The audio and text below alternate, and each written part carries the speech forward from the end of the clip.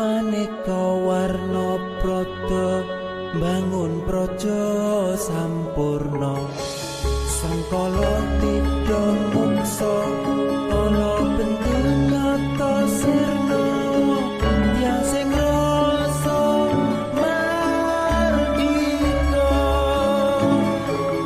mugia den setya pusaka kalima sada yekti dadi mustika sajroning jiwa raga.